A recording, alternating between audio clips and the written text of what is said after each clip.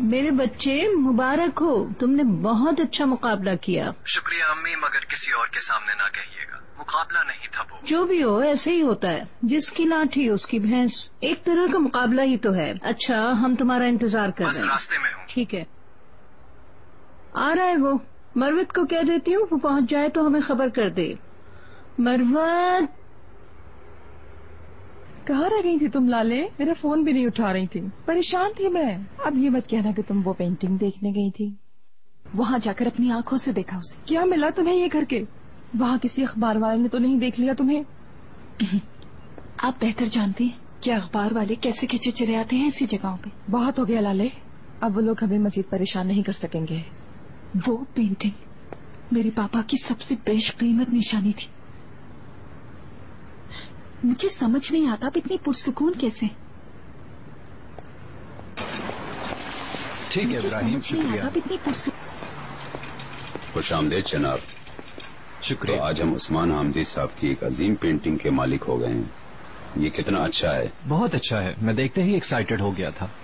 نہیں، اخبار میں تو بڑی روتی دھوتی افسردہ سی تصویر لگی مجھے. کیا خوبصورتی ہے اس میں، میری تو سمجھ میں نہیں آتا. پینٹنگ ہی تو ہے. وہ لمحہ کبھی نہیں بھولوں گا جب میں نے اسے پہلی بار دیکھا. اوفو، تم اتنا کیوں کھینچے چلے جا رہے ہو اس کی طرف؟ ایسی کیا خاص بات ہے اس میں؟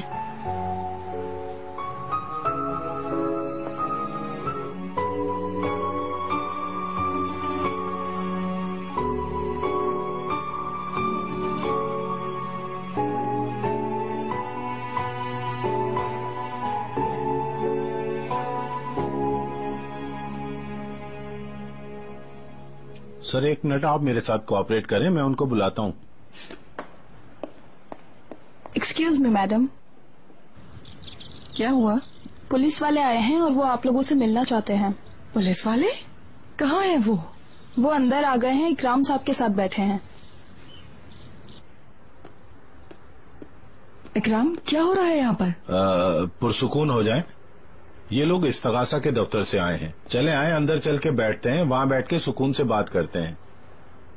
اس کی ضرورت نہیں ہے، ہم جلد سے جلد اپنا کام شروع کر لیتے ہیں. آپ کی اجازت چاہیے. چلو دوستوں.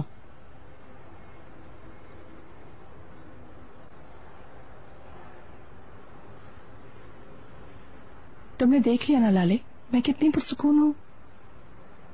ندی کنارے والا گھر ہمارے ہاتھ سے نکل گیا.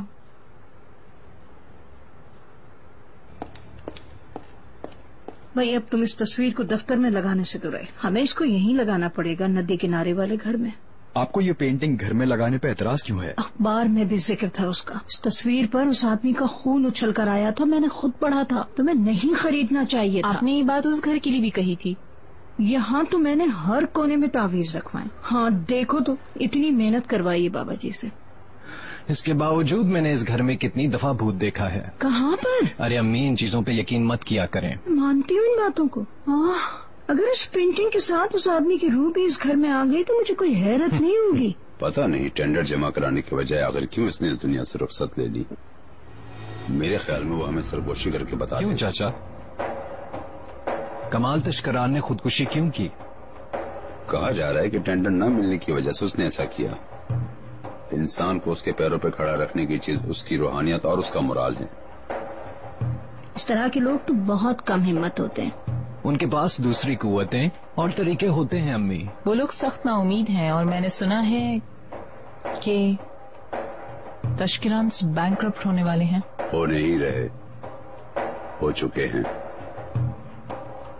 چناڑ نے بھی آج ڈوبتی ہوئی کشتی کا مال لوٹ لیا. ہمارے راستے ایک بار پھر ٹکرا گئے شفیق. تم اچھی طرح جانتے ہو کہ ان سب چیزوں کی شروعات کس وجہ سے ہوئی تھی. تمہیں میری مدد کرنی ہوگی.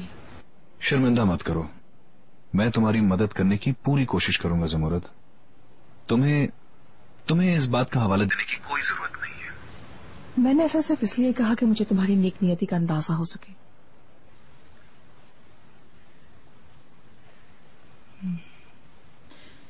میری درخواست ہے کہ تم میری بات پر غور کرو اور ہمارے لیے پیسوں کا انتظام کر دو. میں جانتی ہوں کہ تم میرا دل نہیں توڑو گے. بہت شکریہ تمہارا. میں جواب کا انتظار کروں گی.